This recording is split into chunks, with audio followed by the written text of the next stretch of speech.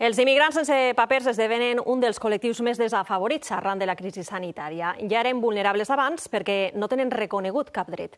Ara, sense treball ni ajuda estatal, la seva situació s'agreuja. A la Comunitat Valenciana podran accedir a la renda valenciana d'inclusió, però han de complir uns requisits mínims que no tots poden assolir.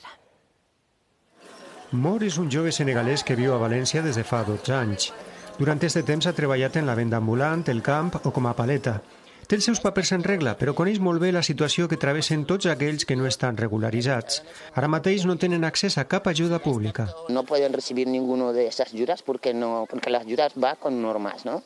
Tienen que vivir en España todo el tiempo o tienen que tener padronamiento en Valencia X tiempo o tienen que tener NIE o tienen que tener el DARDE de Servef. Entonces, eso los más necesitados no lo tienen. Els immigrants sense papers han quedat exclosos de l'ingrés mínim vital que el govern espanyol té previst aprovar al llarg d'aquest mes. I aquesta decisió deixa totalment desprotegits un col·lectiu de prop de 50.000 persones només a la Comunitat Valenciana.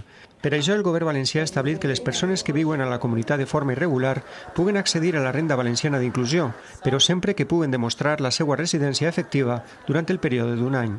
Si una persona puga demostrar que efectivament fa més fa un any en què ja estava així, i això és molt més fàcil de fer que un empadronament, perquè com sabem en l'empadronament hi ha molts problemes i políticament és molt més complicat. Serà suficient un certificat que demostra aquesta residència efectiva, que pot ser el pagament d'un rebut com ara la llum o un document expedit per un alberg, un menjador o els serveis socials municipals. En aquesta situació toca relaxar un poc i flexibilitzar tots els requisits precisament per a garantir l'accés de les persones a les ajudes, que ara són tan importants. No?